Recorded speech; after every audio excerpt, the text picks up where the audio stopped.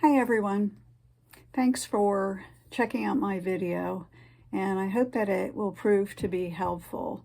As you probably saw by the thumbnail image, I am a hearing impaired person, and this is recent to me. It's only been this year I sustained an injury of getting too close to a blast, and it has caused a hearing loss, a great deal of hearing loss, not only in being able to hear somebody, but to be able to understand them clearly.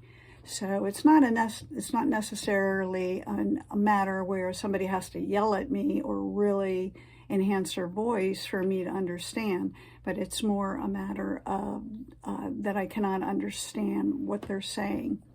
I'm doing this video because I had an experience yesterday at the doctor's office that has added a lot to my frustration, and I think it's a matter of education and making people aware of how to deal with somebody who is hearing impaired, and I'm hoping that maybe this can help someone. The incident that I had was when I was checking in at the doctor's office. I happened to get one of the people behind the desk checking me in who was wearing a mask.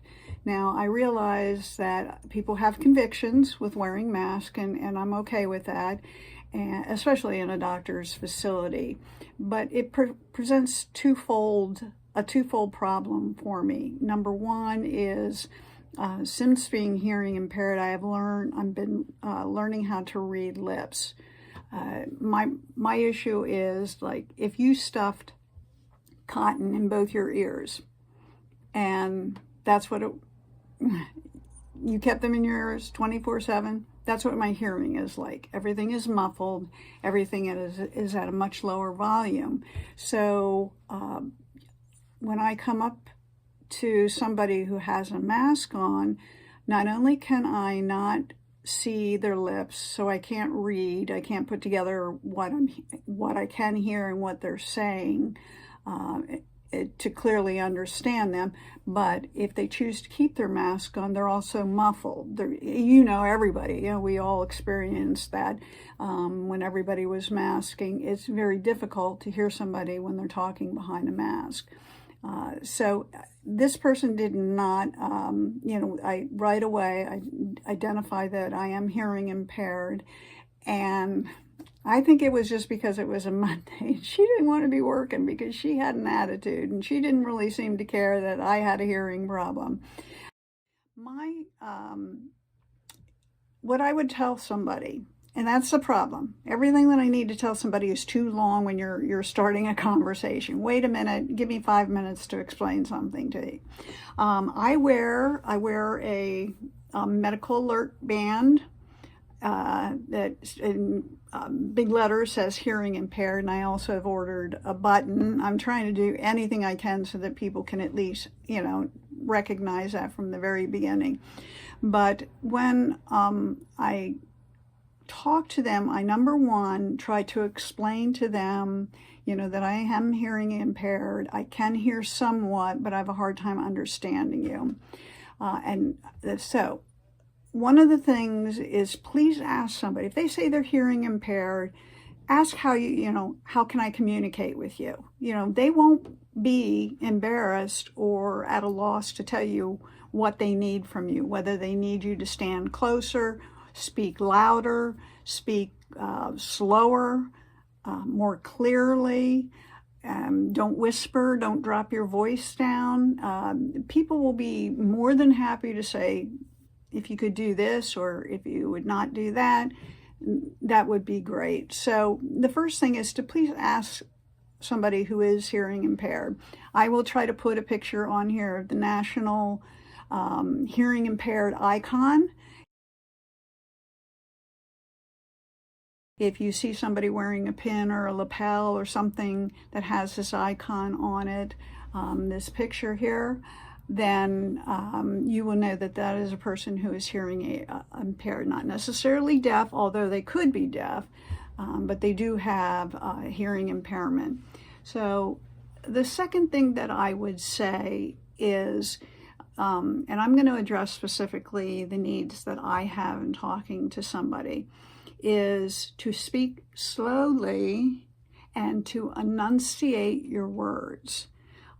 Because I read lips, or I'm attempting to read lips, and I do have some volume that I can hear, so I can put together what I can hear and what I'm seeing your mouth move and say, and I can get a good grasp on what you're relaying to me. But if you look down, and or if you're speaking on your mind, like, I just, whoa, I cannot understand something. So to speak slowly and enunciate your words. Even people that are not professional lip readers or have learned lip reading fantastically, people with hearing impairments, generally it is a huge help to them. Another tip that I want to jump in and give is probably one of the most important ones, and the one that I find that I am most often having to correct people about, and that's look at me when you're talking. A lot of times people don't realize that I am trying, as I said, I'm trying to read your lips. I'm trying to put together what I hear and what I see. And if you decide to turn the other way when you're talking to me, or you'll be whatever trying to explain, so as soon as your face has turned away from me, I can no longer see your lips, and the volume is drastically reduced. This could be, if, for instance, at the doctor's office yesterday, where they did an excellent job of it. If I could use these examples, I had to get an x-ray first, and as soon as I told the x-ray tech that I was hearing impaired, I didn't even have to explain anything. I think she's probably better educated in this, but she immediately turned and faced me and started doing just the same thing. She talked slower, she increased the volume slightly, and she enunciated her words. It was wonderful. But then after that was done, the nurse came to get me, and we were walking down the hall to the exam room where I would be. And she was slightly ahead of me with her back to me and talking. And I had to say, excuse me, I'm sorry, I'm hearing impaired. I have to see you when you're talking. And she stopped and immediately turned. She apologized. And she said, we're going to exam room, whatever. And the whole way down the hall, she walked sideways looking at me. And when we were in the exam room, as she was doing all those things you do, weighing the person, blood pressure, checking meds and all that, she was facing me the entire time. Very important that using all the tips that I've mentioned, but none of that will help at all if you don't look. This is particularly common in the times where I am in the crowds, or I'll speak about that in a minute, but if I happen to be speaking to 2 or 3 people, or I'll be speaking to, here's an example, I'll be speaking to someone and somebody will come up and interrupt the conversation, which is okay, no problem. They'll say, excuse me, because they need to speak to the other person. And the other person will look away and say, oh yeah, I was just telling Rose this and so on. And I can't carry on a conversation where people have to turn away to look at other people and everything. It's always a matter, in this tip, it's always a matter that for me, in a conversation, be it one-on-one or the whole group of people, I have to be able to see you, to be able to respond to you and to understand what you're saying. Another thing is, don't be afraid to step in. I find that I'm always the one that has to lean over the counter or step towards someone, and a lot of times they're just kind of like, what are you doing? But understanding a hearing impaired person, if you're not making yourself loud enough or clear enough or slow enough in your speaking, I have to lean in to be able to hear. And both my ears are affected, so it's not even like I'm going to do this or that. I'm just leaning in. So I know that's a scary thing. But so if you could, recognize to step closer to me. I am not intimidated by that at all. That is very helpful to me. Do not drop your voice to a whisper, or that you're telling me something, you're going to tell me something you don't want other people around you or me to hear, so you're going to drop your voice down to this. And I cannot, I mean, it goes down a level, I cannot hear you, and you start dropping down, or you want to whisper, I no longer, even with the lips or anything, I am not good enough at it to understand you. So please, with a hearing impaired person, be mindful, mindful that I cannot whisper, or, I mean, if you really have to talk about something private, personal, go somewhere where you can talk at a normal volume, and we'll have a conversation. So I find this even on the telephone, people do this to me. I don't know if they're in somewhere they don't want to be heard on their end or whatever. I do stream into, I wear hearing aids, and I have to stream phone calls directly into my aids to be able to hear clearly and unmuffled.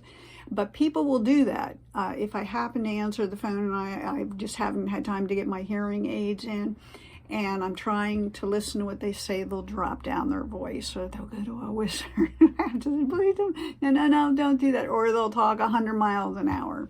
So just don't whisper. Don't drop your voice down if you can help do that. Along with 100 miles an hour, slow down. And I think I did say that with enunciating, slow down and enunciate your words. Don't yell. Most hearing impaired people are similar in my situation, where they've learned how to either read lips, or they've learned they do have some hearing and they can kind of make it out. You don't have to necessarily scream at a person. Now, there are hearing impaired buttons where they say, I'm hard of hearing, please speak louder. Don't yell at a person that has a hearing impairment. They just want you to speak louder and clearer, not scream at them. And the woman in the office yesterday did do that. It was quite embarrassing. She was asking me questions sarcastically, and she yelled it at me. So it was not a good experience. So my worst case venue are crowds. When I'm one-on-one with a person, or in a very large area where I can speak to just one person, not a lot of people around, it's not that bad if they do the things that I need them to do with speaking slower and enunciating. Or once crowds start coming in, whether I'm at a restaurant, wedding reception, church, before church starts and everybody's fellowshipping in the narthex, and it just crowds. Once that starts, builds, and it builds, and it builds, and it's like a big bubble that I get stuck in. And my ability to communicate to one person is very limited. So generally what I do, is I try to separate myself from big groups and speak with one person at a time, and I will lean into them. I'll explain about my hearing impairment, and I can't hear you. It's very, very difficult, but if you can follow those few tips that I have given when talking to me or someone hearing impaired, you do a great, great service to me and others in being able to hear you. So I hope this helps. I probably have forgotten other things. If you're hearing impaired and there's a tip that I did not address in this video, please add it to the comments below. That would be great. And I do appreciate anybody taking the time to better educate themselves, and you can better educate others on what it's like dealing with someone hearing impaired, especially if you're in a service industry or a customer service industry where you have to deal with somebody who is hearing impaired. I do appreciate it. Thank you so much for watching the video. Have a great day. Bye-bye.